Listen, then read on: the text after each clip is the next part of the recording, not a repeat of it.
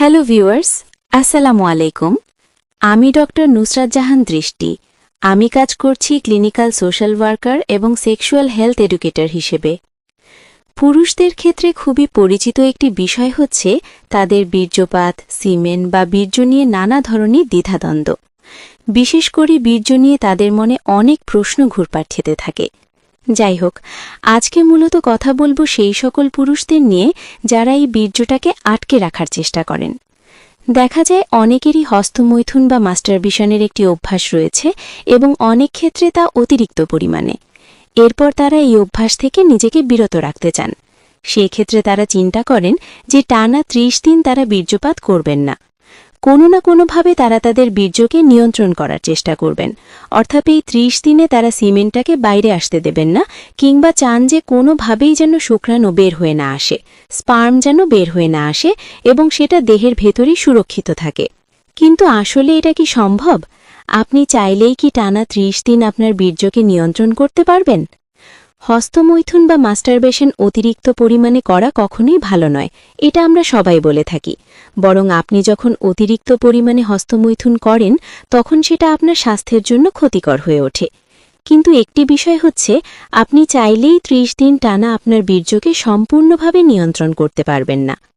ধরুন, আপনি হস্তমৈথুন করছেন না, কিংবা আপনি শারীরিকভাবে কারো সঙ্গে মেলামেশা করছেন না, সহবাসে যাচ্ছেন না, কিন্তু তারপরও আপনার বীর্যপাত হতে পারে। সেটাকে আমরা স্বপ্নদোষ বলি। পুরুষদের শরীরে স্বাভাবিকভাবেই নিজে থেকেই সিমেন্ট তৈরি হতে থাকে, বীর্য তৈরি হতে থাকে। একটা পর্যায়ে গিয়ে যখন এর ধারণ ক্ষমতা পূর্ণ হয়ে যায় তখন এটি নিজে থেকেই বের হয়ে আসে। সেটাকেই আমরা স্বপ্নদোষ বলে থাকি। অর্থাৎ বীর্য যেহেতু একটি নির্দিষ্ট জায়গায় জমা থাকে এবং তার ধারণ ক্ষমতা সীমিত, যখন সেই সীমা অতিক্রম করে তখনই বীর্য বের হয়ে আসে এবং সেটাই স্বপ্নদোষ হিসেবে পরিচিত। তাহলে আপনি হয়তো নিজে থেকে বীর্য বের করছেন না, সহবাসে যাচ্ছেন না, কিংবা হস্তমৈথুনও করছেন না, কিন্তু তারপরও আপনার বীর্যপাত হয়ে যাচ্ছে। অর্থাৎ এই ক্ষেত্রে আপনি চাইলেই যে ৩০ দিন টানা বীর্যপাত নিয়ন্ত্রণ করতে পারবেন, বিষয়টা তা নয়। আরেকটি গুরুত্বপূর্ণ বিষয় হচ্ছে, যারা অতিরিক্ত হস্তমৈথুন বা মাস্টারবেশনে অভ্যস্ত তাদের ক্ষেত্রে কখনোই এমনভাবে চিন্তা করা উচিত নয় যে আজ থেকে, ধরুন জানুয়ারির ১ তারিখ থেকে আমি একেবারেই হস্তমৈথুন করব না।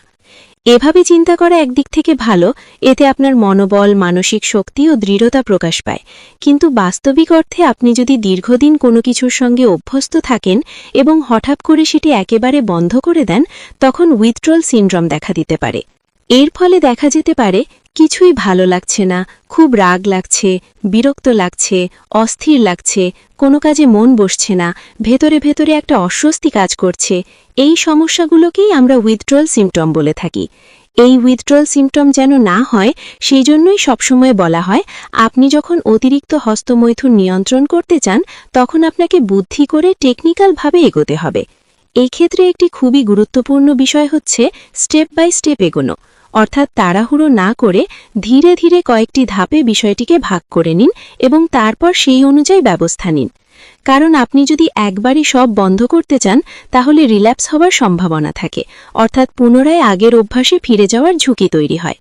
যেমন অনেকেই নো ন্যাট নভেম্বর বা নো ফ্যাপের মতো চ্যালেঞ্জে অংশ নেন, কিন্তু দেখা যায় ৪-৫ দিন ভালো থাকার পর আবার আগের চেয়েও বেশি মাত্রায় হস্তমৈথুনে অভ্যস্ত হয়ে পড়েন, অর্থাৎ পুনরাবৃত্তি ঘটে।